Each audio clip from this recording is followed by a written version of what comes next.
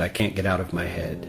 A Harvard business professor and economist asked more than 5,000 Americans how they thought wealth was distributed in the United States. This is what they said they thought it was. Dividing the country into 5 rough groups of the top, bottom, and middle 3 20% groups, they asked people how they thought the wealth in this country was divided. Then he asked them what they thought was the ideal distribution. And 92%, that's at least 9 out of 10 of them, said it should be more like this.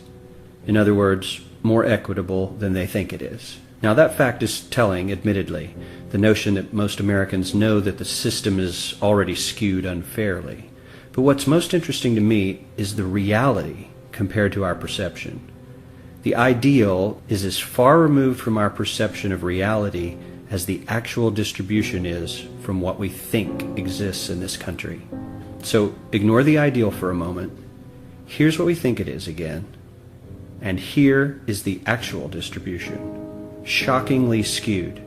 Not only do the bottom 20% and the next 20%, the bottom 40% of Americans barely have any of the wealth. I mean, it's hard to even see them on the chart. But the top 1% has more of the country's wealth than 9 out of 10 Americans believe the entire top 20% should have. Mind-blowing. But let's look at it another way, because I find this chart kind of difficult to wrap my head around. Instead, let's reduce the 311 million Americans to just a representative 100 people. Make it simple. Here they are. Teachers, coaches, firefighters, construction workers, engineers, doctors, lawyers, some investment bankers, a CEO, maybe a celebrity or two. Now let's line them up according to their wealth. Poorest people on the left, wealthiest on the right, just a steady row of folks based on their net worth.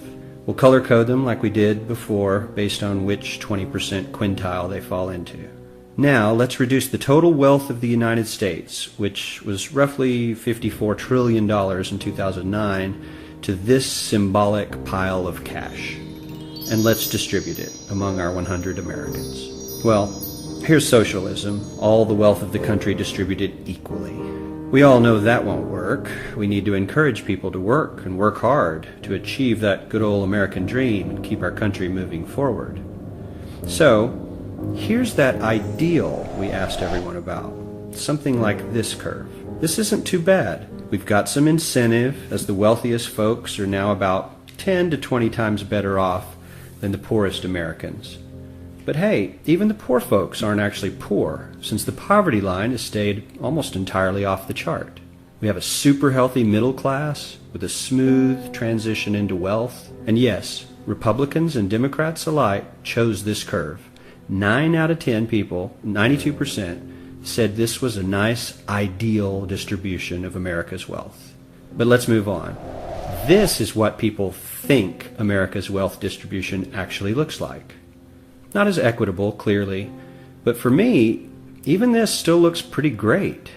Yes, the poorest 20 to 30% are starting to suffer quite a lot compared to the ideal, and the middle class is certainly struggling more than they were, while the rich and wealthy are making roughly 100 times that of the poorest Americans, and about 10 times that of the still healthy middle class.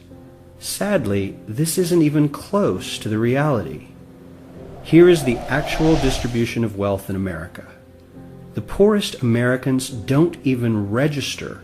They're down to pocket change, and the middle class is barely distinguishable from the poor. In fact, even the rich between the top 10 and 20 percentile are worse off. Only the top 10% are better off. And how much better off? So much better off that the top 2 to 5% are actually off the chart at this scale. And the top 1%, this guy, well, his stack of money stretches 10 times higher than we can show.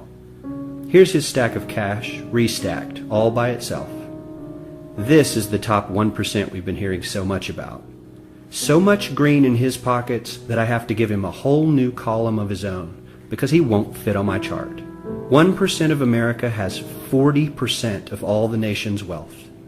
The bottom 80%, 8 out of every 10 people, or 80 out of these 100, only has 7% between them. And this has only gotten worse in the last 20 to 30 years. While the richest 1% take home almost a quarter of the national income today, in 1976 they took home only 9%, meaning their share of income has nearly tripled in the last 30 years. The top 1% own half the country's stocks, bonds, and mutual funds. The bottom 50% of Americans own only 0.5% of these investments, which means they aren't investing. They're just scraping by. I'm sure many of these wealthy people have worked very hard for their money. But do you really believe that the CEO is working 380 times harder than his average employee? Not his lowest paid employee, not the janitor, but the average earner in his company.